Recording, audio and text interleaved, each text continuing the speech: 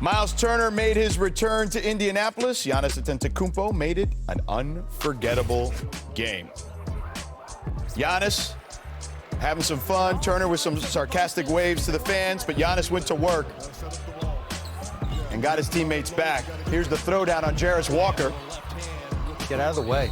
Yeah, exactly. We'll take another look. And he signed this poster for Jarris. That's the signature? Yeah. More thumbs down, too, from Giannis. Giannis full heel here, like a wrestling heel. We jump to the fourth, 20 seconds left. Pacers down 2. Aaron Nesmith, he gets the drive and the finish. Game now tied at 115. Here's Doc on the next huddle. But we told everybody we're taking the last shot. Now, Giannis has struggled in his career in these spots, only going 3 for 10 in game-tying or go-ahead field goals with under a second left. He'd missed 7 straight entering Monday. But, of course, last night, he's going to get the ball with 10 seconds left against Indiana. He gets the switch on Nesmith, backs him down at the elbow. Turnaround jumper here. Over 2 players, got it to go at the buzzer. Giannis gets mobbed by his teammates, silences the crowd. Little shush action there, and more thumbs down from Giannis to the Pacer fans. He also became the first Buck since Mo Williams in 05 to get 30 points in a game winner at the buzzer. Giannis finished with 33 and 13. Bobby, you want to say something? The double was just a little bit too late here, but here's the guy. He doesn't make that shot if this is 3 years ago. Yeah, there you go. Well, it's been 7 years. Let's hear after the game. It's instincts. Like the moment I was spinning, I felt his guy coming, and I saw Miles for like a split second underneath the basket. But I knew that it was 1 second I had to shoot the ball. You can leave if you miss. You cannot leave if you don't shoot it. People don't remember the time you miss, they remember all the time you make, so I'm happy about that. It's been a special start this season for Giannis. Last night, Giannis recorded his 154th career game with at least 30 points, 10 rebounds, and 5 assists, tying Elgin Baylor for the 3rd most such games in NBA history. He's just 6 away from Oscar Robertson for the all-time lead. It was his 6th straight game with at least 25 points, 5 rebounds, and 5 assists. The 2nd longest streak to start a season in NBA history. He's 1 shy of tying James Harden back in 16-17. And Giannis hasn't missed much this season, shooting 68%, the 4th best shooting percentage in the shot clock era over the first 6 games of the season. Best since Barkley back in 87-88. And that's with a minimum of 75 attempts. All right. So we saw everything we got to see there after the game. Doc Rivers told the team that the Bucks weren't going to let one guy lose this game, but it would be hard to not say no to the one that actually did win it. So, David Dennis Jr., I'm going to start with you. What has changed in Milwaukee that has Giannis off to such a historic start?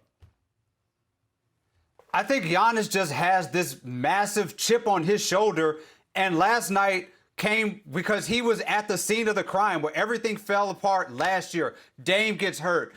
They had an embarrassing loss in the playoffs.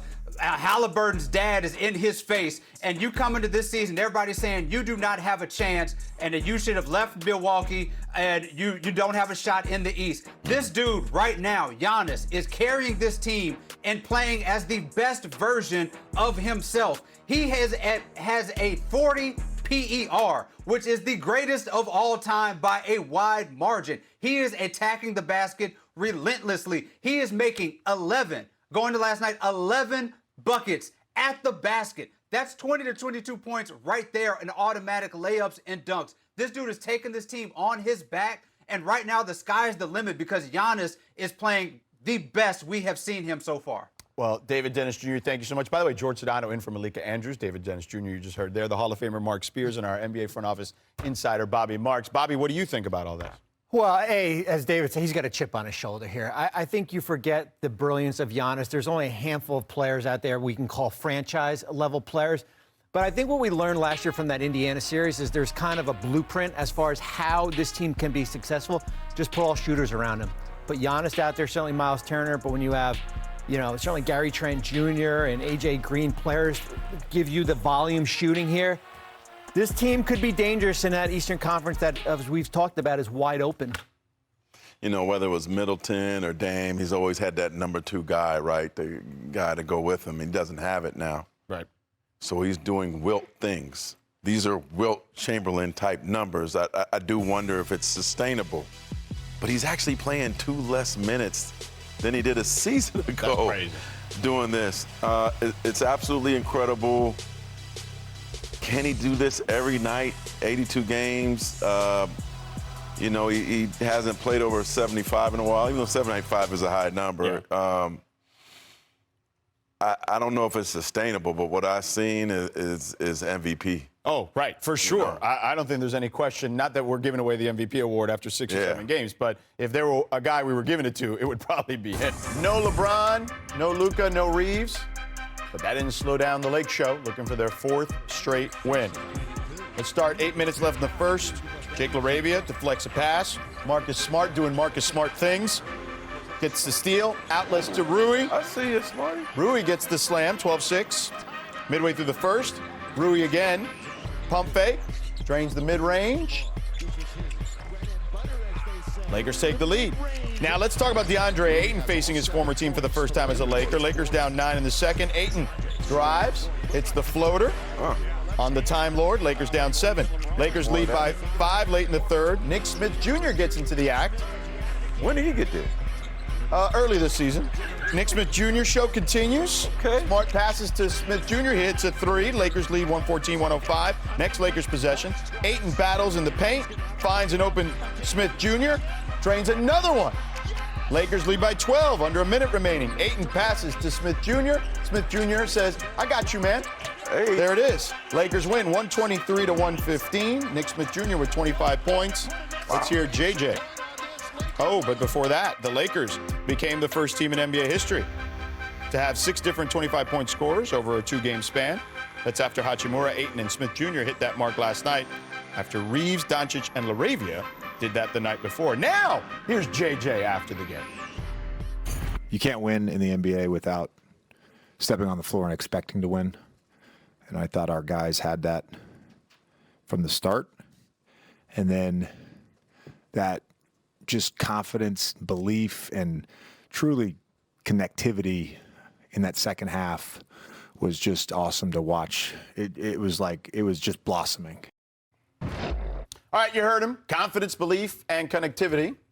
What does that say about the Lakers' depth, I guess, at this point, considering they pulled off a win without Luka, LeBron, or Reeves? Bobby, we'll start with you. Well, I think it says that for 8 games, and I hate giving awards out, Well, we already gave MVP already after 8 games. that Rob Pelinka is probably the early favorite for Executive of the Year. DeAndre Ayton, Marcus Smart, Jake LaRavia, and Nick Smith Jr. on a 2-way contract who just scored 25 points in Portland. It just shows you a combination of guys on contract years, Rui Hachimura, and the Lakers going out this offseason and find complementary pieces for this roster right now. Mark?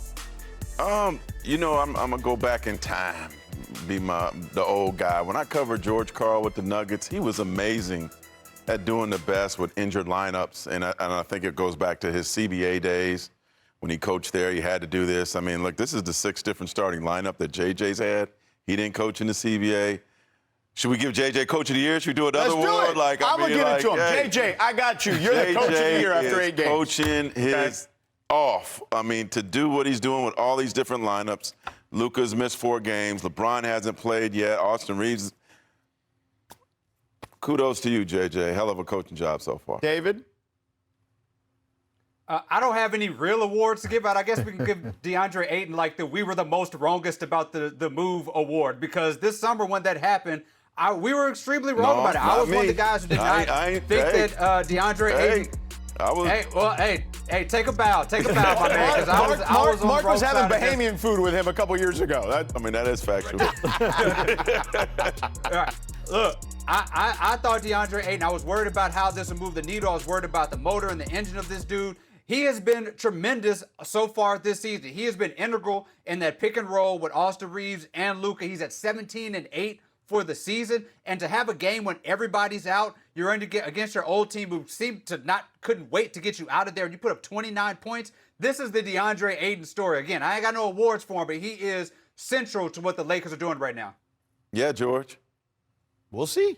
I mean, listen, I'm happy for the kid. I hope that he does have a resurgence. I'll say this, okay? Because I've done a number of Lakers games already this season. And as we all know on this panel, guys get a reputation. So for better or worse, by the way. Sometimes guys get a reputation being, let's just use this as an example, a great defender. And then, 7 years, 8 years into their career, they're no longer a great defender, but people still consider them a great defender. In DeAndre Ayton's case, it's been the reverse. A lot of chatter about desire, right? Deservedly so, I think, because it's not just, media types. It's players, it's coaches, et cetera, who have been around him that say that. But the Lakers are fully aware of that, and they have made him fully aware of his reputation and trying to fix that reputation. So we'll see. Let me add one thing in here. Sure. There's a perception when a player is on a max contract and when a player is making $8 million a year. Sure. That's the nature of the beast here. When you look at a player that you think is overpaid versus a player making $8 million and can give you 28 points and 9 rebounds in Portland, and you think it's probably one of the best value contracts in the NBA. That's how we look at things right now. There's also a pressure when you put on that jersey, and I think there's a different standard that he's playing with now, too. Fair point. We'll talk. Well, I'm sure we'll have plenty of Lakers to talk about throughout the season. It won't be the last time. All right, time to take it coast to coast. Let's start in the middle of Texas. Rockets, Amen Thompson with a season-high 27 points last night. But check out this play from the second quarter. He misses the free throw, but stays with it, snags his own rebound, kicks it to Şengün, who sends it right back for the reverse slam to finish the job. Mark, Rockets are quietly stacking wins. What's clicking for them? Man, I'm going to nickname him Hallelujah. I mean, he stepped in for Fred VanVleet, played out of position, and been incredible. So, I mean, I expect this team to get even better. All right, let's move on to Denver. Jokic, he scored his own season high yesterday, 34 points against the Kings. But check out this pass. He nearly took Sabonis' head out here. Still hit Aaron Gordon in stride. David, where do you rank Jokic's passing game right now? Give him a haircut.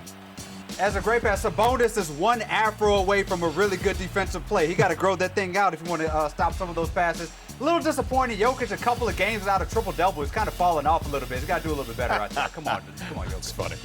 All right, let's move on from the Joker to Julius Randle, showing out in Brooklyn to get his first triple-double, speaking of triple-doubles, as a T-Wolf, leading Minnesota past the Nets with 19 points, 11 rebounds, and 10 assists as the Wolves keep it rolling without Ant. Bobby, what's standing out to you about Randle's? The big thing that stands out is 43% from three this season here. He is keeping this team above water until Anthony Edwards comes back.